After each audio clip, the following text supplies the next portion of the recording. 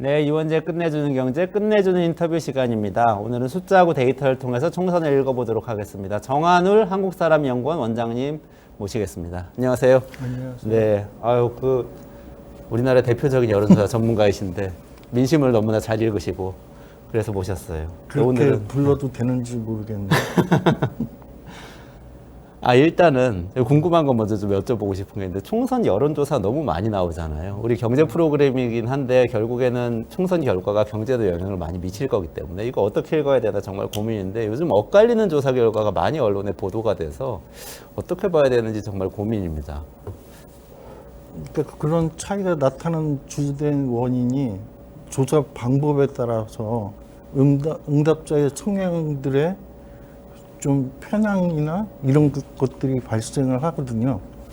그러니까 지금 선거 여론조사는 대표적으로 ARS 조사나 녹음된 기계음으로 하는 ARS 조사나 사람이 전화로 인터뷰를 하는 전화 면접 두 가지 방식이 사용되는데 2018년도에 통계학회에서 이 방법을 가지고 이제 실험을 한 결과를 보면 ARS 조사는 아무래도 이제 좀 자발적으로 응답하고 싶어 하는 사람들이 많이 응답을 하고 그러다 보니 이제 아무래도 정치적인 고관여층이나 당파성이 강한 사람들이 많이 참여를 하고 사람이 하는 전화 면접에서는 상대적으로 중도나 이제 무당층이 이제 많이 잡히고 그런 차이가 나오죠. 그러니까 ARS 조사는 아무래도 저도 그렇게 되더라고요. 사람이 얘기를 하지 않으니까 조금 뭐 딴 거 할 일 있다 싶으면 그냥 끊어버리게 되는데 그러니까. 근데 내가 어떤 지지하는 정당이 확실해서 나는 이 정당 지지하는 거 꼭 얘기해주고 싶어. 이런 마음이 강한 사람들만 맞습니다. 응답을 하게 된다. 예. 근데 사람이 전화 걸면 아무래도 전화 면접원이 있으니까 그냥 끊기가 조금 미안한 마음도 들고 맞습니다. 그렇다는 거죠. 그게 응답률의 차이로 이어지고 그래서 전화 면접 조사가 ARS 조사에 비해 응답률이 상당히 높고 응답률이 높은 만큼 말씀드린 대로 그 중도 무당파층이 많이 잡히고 그런 차이가 나타나죠. 좀 구체적으로는 요즘 논쟁이 되는 게 그 한국 갤럽 뭐 전통적으로 많이 인용된 여론조사인데 거기 결과하고 여론조사 꽃이라는 상대적으로 좀 신생 여론조사 회사하고 또 뭐 NBS라는 데도 있고 이렇게 한 세 군데 정도가 많이 인용이 되는 것 같은데 좀 다른 것 같아요, 다 결과가. 그래서 뭐 여론조사 꽃에서 나온 결과를 보면 민주당 후보들이 굉장히 많이 선전하는 걸로 지역구별로 또 조사를 해서 샘플도 굉장히 많고 그렇게 나오는데 한국 갤럽 조사는 그렇지가 않고 이런 흐름이 나오는데 그건 이게 조사 방법 때문에 그런 건가요? 그것도? 아니요. 근데 꽃은 거기는 아까 말씀드린 ARS 조사와 전화 면접을 같이 조사해서 발표하거든요. 근데 지금 나타나는 현상은 꽃에서 한 전화조사와 갤럽에서 한 전화조사가 간에도 차이가 나타나는 거죠. 꽃조사는 말씀하신 대로 대체로 결과들이 경향성이 민주당에 유리한 결과들이 많이 나오고요. 그러니까 사실은 내부의 조사 프로세스를 모르기 때문에 외부에서 이렇게 평가하기는 조심스럽지만 개인적으로 좀 진작해 보기에는 꽃이라는 회사가 김어준 씨가 야권의 이제 대표적인 인플루언서랄까 김어준 씨가 하는 이제 회사이기 때문에 상대적으로 보수적인 응답층들이 좀 그 조사 참여를 좀 꺼리는 거 아닌가. 그러니까 이런 건 그 조사 기관 효과라고 해서 하우스 이펙트라고 얘기를 하는데 하우스 이펙트. 예. 네. 그럴 가능성이 좀 있어 보이고 사실은 MBS 조사와 갤럽은 상당히 유사한 경향성을 보여왔거든요. 두 개 비슷합니까? 네. 방식도 같은 네, 건가요? 두 개? 방식도- 전화 면접인가요? 네, 전화 면접이기도 하고 네. 그러니까 안심번호를 같이 쓰는 100% 휴대전화 방법이고, 그래서 갤럽이랑 MBS는 작년 7월에 이제 조사 방법을 이제 일치시켰는데 그 이후로는 상당히 유사한 결과들이 나오고 있고요.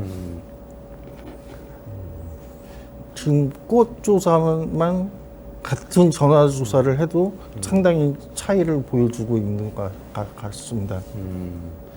그게 그 여론조사 꽃 쪽에서는 샘플 수가 많기 때문에 더 정확하다 이런 이야기도 하는데 그건 영향이 없나요? 아니, 샘플 수는 많으면 좋고요. 네. 그러면 소수의 좀 아웃라이어들이 들어와도 전체 결과에 미치는 영향력이 줄어들기 때문에 샘플 수가 많으면 많을수록 사실은 그 오차 범위가 줄어들거든요. 그런 점에서 좀 더 좋다는 점, 샘플 수가 많다는 건 장점임은 분명하고, 그런데 그거 못지않게 응답률이나 이런 것들을 또 봐야 되기 때문에, 그리고 특정 성향의 사람들이 체계적으로 표본에서 배제가 되면 샘플이 이제 특정 성향층들로 이제 편중될 수밖에 없기 때문에 그런 문제들은 있을 수가 있죠. 근데 그런 문제는 사실은 샘플 수로 해결되는 문제는 아니기 때문에 아마도 그 차이는 하우스 이펙트 때문에 나오는 차이인데 기관의 성향 때문에 나오는 차이인데 그건 샘플 수가 늘어난다고 해도 바뀌지 않는다. 뭐 이런 말씀이세요. 예. 그렇게 저도 예전에 통계학 교과서에서 봤던 기억이 나요. 그 옛날에 미국에서 리터러리 다이제스트라고 거기서 맞습니다. 250만 명을 대선 조사를 했는데 그게 완전히 틀리고 뭐 500샘플인가 조사한 게 맞았다는 그 기억이 나긴 하는. 그게 갤럽 조사거든요. 그 맞았던 게 갤럽 예, 조사였나요? 맞았던 게 1000명 조사. 1000명 조사했던 건가요? 네. 그러니까 그거는 샘플링을 딱 정확하게 해서 한 건데 뭐 250만 명은 조금 성향이 좀 한쪽으로 치우쳐 있었다 그 이야기를 한 거죠. 알겠습니다. 이제 대충 이해가 갔어요. 어떻게 이 여론조사를 읽을 때 읽어야 되는지. 근데 또 결과를 봐야지 누가 맞는지는 최종적으로 알 수 맞습니다. 있겠죠. 그러면 뭐 이렇게 좀 흥미로운 거 하나만 더 여쭤보면 지금 판세를 읽으려면 그러면 어떤 부분을 여론조사에서 보는 게 가장 좋을까요? 제가 보는 방법은 하나 소개를 해드리자면, 지금 시중에 계속 발표된 선거 관련 정치 지표가 대통령 지지율, 정당 지지율, 그리고 선거 구도와 관련된 문항, 이 세 개가 쏟아지고 있거든요. 그러면 이 세 개가 하나의 방향을 가리키면, 가령 2020년도 지난 총선 같은 경우 문재인 대통령도 높았고 지지율도 높았고 정당 지지율도 민주당이 많이 앞섰고 선거 캠페인에서도 오히려 야당 심판론이 굉장히 강했고, 네. 이렇게 주요 지표들이 하나의 방향을 가리키면 예외 없이 선거 결과도 그렇게 간다고 생각하시면 크게 틀린 일은 없는 것 같고요. 그래서 그 당시에 180석을 민주당 쪽이 이겼잖아요. 네, 2020년 선거. 네. 그런데 지금 이번 선거처럼 대통령 지지율은 부정적인 게 높고, 근데 정당 지지율은 민주당하고 조국신당이랑 합하면 국민의힘이랑 비슷하고 팽팽하고, 선거 캠페인 구도에서 이것도 좀 조사에 따라서 다른데, 저는 정권 심판론과 야당 심판론이 지금 팽팽한 상황이라고 보거든요. 아, 그래요. 네.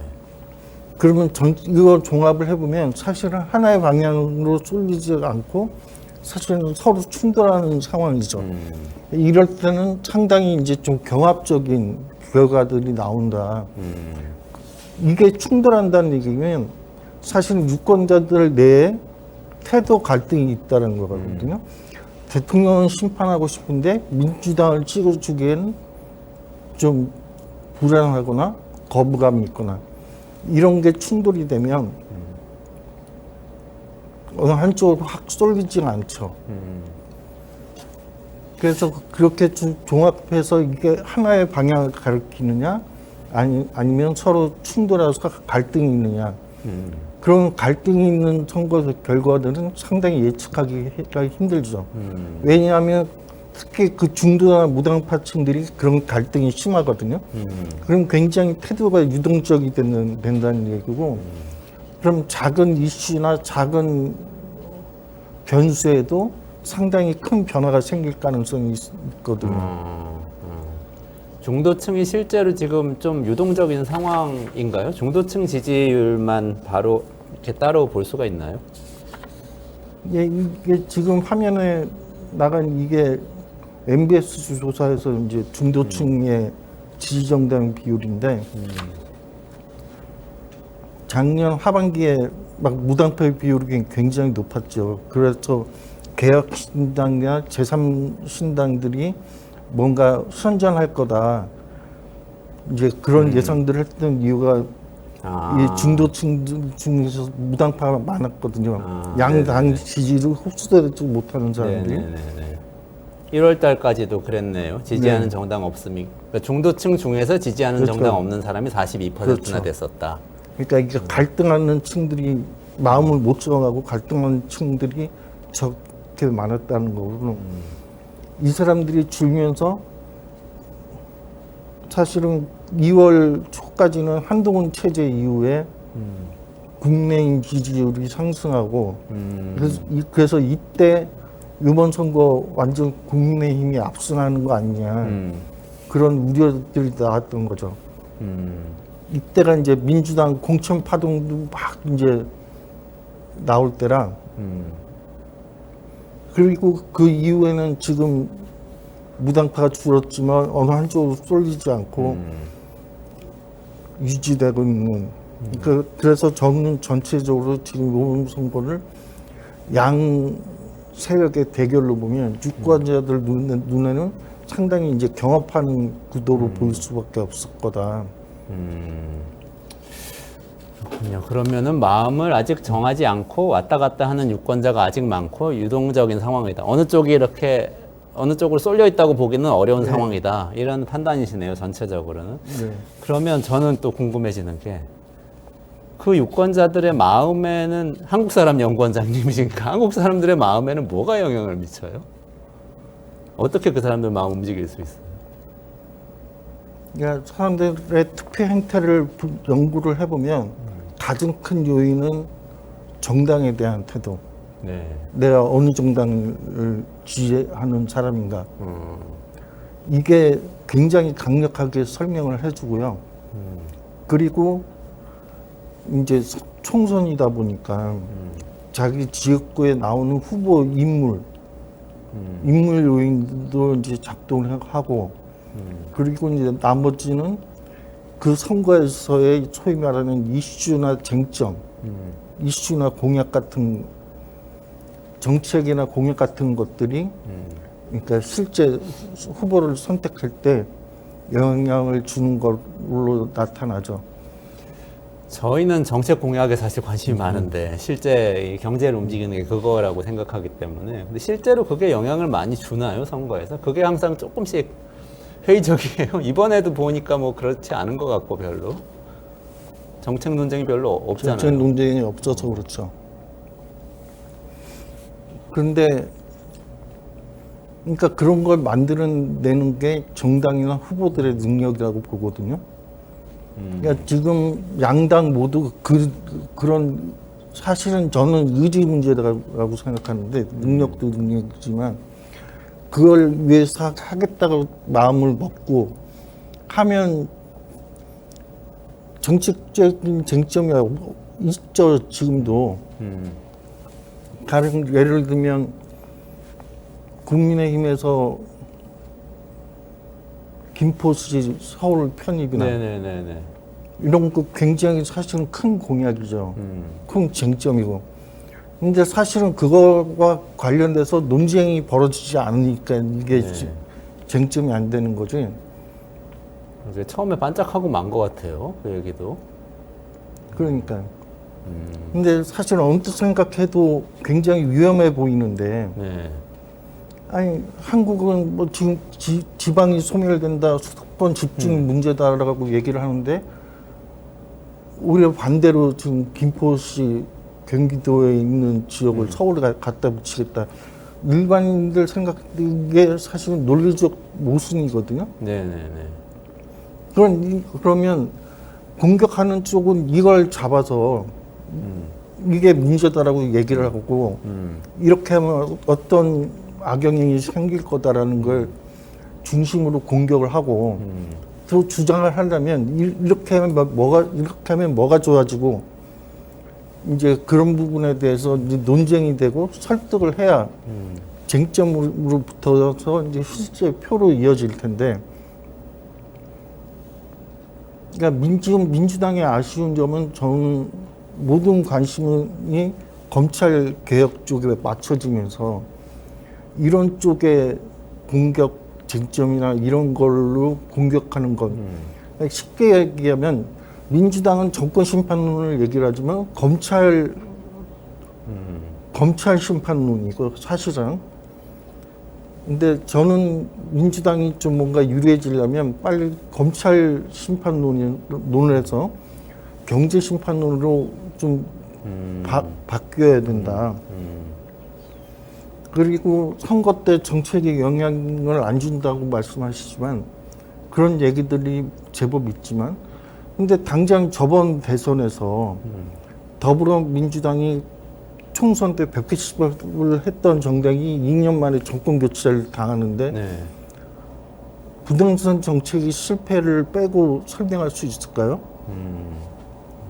그런 실제 대통령 선거 같은 과정에서 그런 정책에 대한 평가나 이런 게 굉장히 영향을 미쳤고, 과거 사례를 보더라도 무상급식이나 이런 것들 지방선거나 이랬을 때 굉장히 강력한 표심 이동으로 작동을 했거든요. 그렇죠. 지방선거뿐만 아니라 2012년 총선에 국회의원 선거에도 무상급식 굉장히 맞습니다. 살아있는 이슈였던 것 같아요. 그러니까 정책을 안 통한다는 게 아니라 사실은 유권자들의 마음을 잘 읽어서 잘 만든 정책들은 쟁점화가 얼마든지 되고 사실은 투표에 영향을 미칠 수 있다라고 보는 게 맞다는 거죠. 근데 이걸 안 하고 있으니까 오히려 그러니까 정책적 쟁점이 안 나타나고 오히려 그런 당파성에 의해서 투표가 결정되는 그런 결과를 볼 수 네. 있다. 제가 요약하자면 이런 것 같아요. 딱 어떤 판세를 볼 때 중요한 거는 일단 중도층의 마음을 누가 얻느냐 이걸 보는 게 굉장히 중요한데, 왜냐하면 우리나라 사람들은 자신의 태도를 자기가 어느 정당 지지하는 사람이라고 보통 정의를 하는 것으로 출발하기 때문에, 그럼 그렇게 정의 안 하는 갈등하는 사람들을 누가 많이 데려오느냐가 선거의 승리를 좌우한다 이렇게 말씀하시고, 근데 그 사람들의 마음을 움직이는 중요한 요인이 뭐냐, 정책이 될 수 있는데 그 중에서도 경제 정책이 될 수가 있다 이렇게 정리를 할 수 있는 거죠. 경제는 굉장히 중요하다고 생각해요. 굉장히 중요하다. 그래서 저번 문재인 정부 그렇게 압도적 우위가 있던 정권이 날아갈 때 보면 사실은 부동산 정책 문제라든지, 그때 유행했던 용어가 국민의힘에서 경포대라고 공격을 했었거든요. 네네네. 경제를 포기한 대통령. 네. 그런데 그런 공격들이 상당히 이제 많이 먹혔고 그의 지지를 철회하는 효과를 가져왔었고 실제로 정권 교체를 이어지는데 굉장히 큰 역할을 했다고 볼 수 있을 것 같거든요. 근데 실제로 지금 경제 상황은 별로 좋지 않잖아요.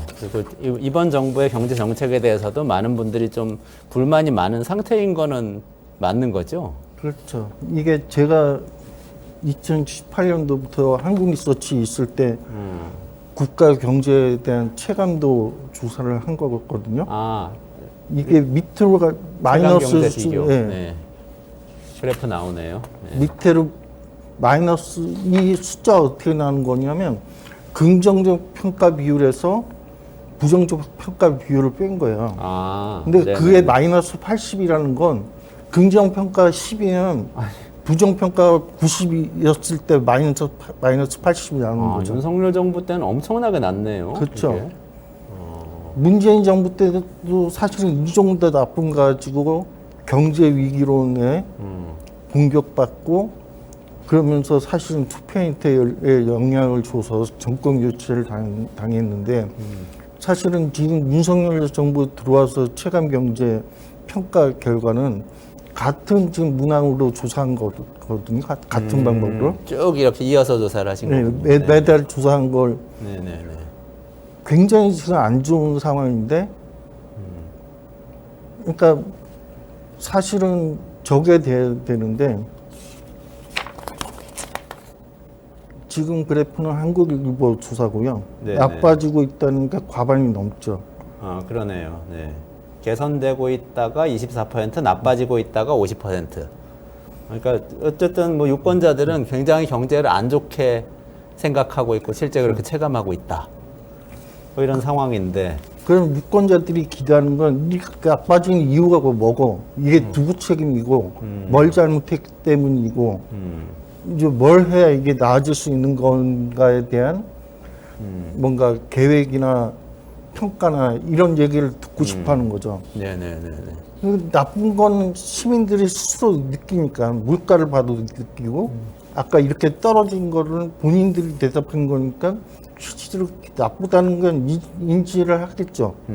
근데 이게 왜 이렇게 나쁜 건지에 대해서는 사실 시민들이 경제학자나 전문가가 아니기 때문에 사실은 그런 부분에 대해서 저는 정치권이 해줘야 되는 게 알아서 공부해서 이 원인을 시민들 스스로 풀어가기가 아니라 특히 정권을 심판하고 싶은 정당에서는 지금 이렇게 떨어진 이유가 뭐고 정부가 뭘 잘못했기 때문에 이런 현상이 나타났고 이런 걸 사람들이 알 수 있게끔 쉽게 얘기를 해주고 설득을 해야 그래야 정권 심판원이 경제를 이렇게 해서 망쳤구나.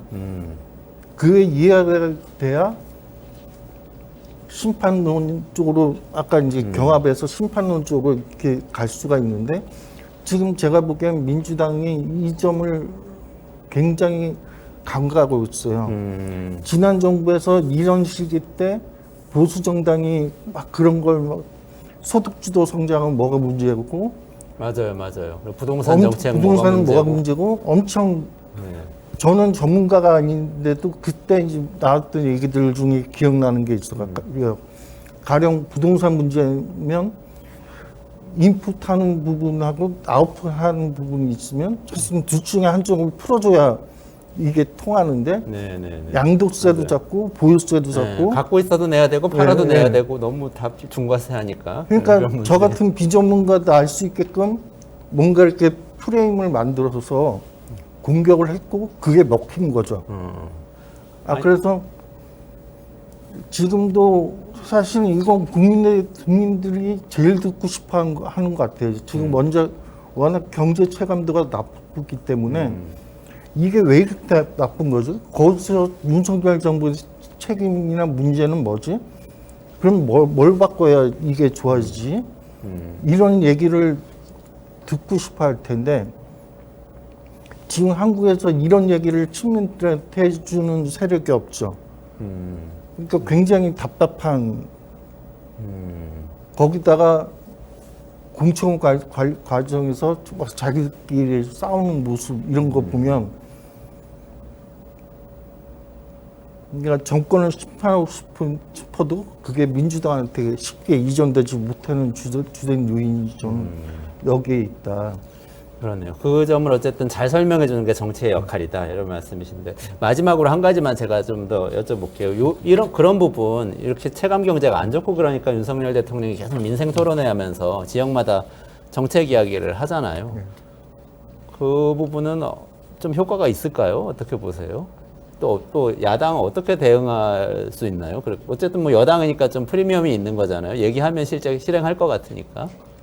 그렇죠. 이제 집권 여당은 그게 장점이죠. 공약을 직접 뭔가 이렇게 제시하면서 선거 운동을 할 수 있다는 게. 그래서 역대 선거 과정에서 여당의 대통령이 지방 돌면서 뭔가 선심적 공약을 내놓거나 그래서 야당은 그 선거에 개입 아니냐 막 반발하고 이런 게 반복됐던 거에 연장선이라고 보여지고 네, 네, 네. 지금 민생 토론에도 일종의 선거 캠페인이라고 봐야 되겠죠. 네, 네. 근데 이게 사실은 많이 이렇게 영향을 못 미친 건 그게 그렇게 내놓는 안들이 시민들이 유권자들이 볼 때 아 정말 내 삶에 도움이 되겠다. 이제 그런 게 연구가 돼서 나온 것 같으면 반응을 하지만 그러니까 예전 무상급식 같은 건 상당히 반응이 크던 공약이었죠. 아 정말 도움이 되겠다. 이제 그런 거면 모르겠는데 아까 말씀드렸던 것처럼 지금 국민의힘이 내놓는 이런 지역 민생 토론에 나오는 것들이 상당히 포퓰리즘적인 그런 것들이 그런 발상들이 많은 것 같아요. 네, 네, 네, 네. 그러니까 일단 뭔가 표를 얻기 위해서는 준비 없이 던져놓고. 그러니까. 근데 그게 사람들 유권자 눈에 아 그럴 법하구나 납득이 돼야 이제 반응이 있는 거지. 그러니까 김포시 이런 거 문제처럼 뭔가 취재하고 하는 거하고 뭔가 안 맞는다든지. 근데 지금 내놓은 것들이 포퓰리즘적이라는가 누가 봐도 저런 거 재원을 어떻게 마련하지? 저게 정말 뭔가 어떻게 효과를 줄 거지?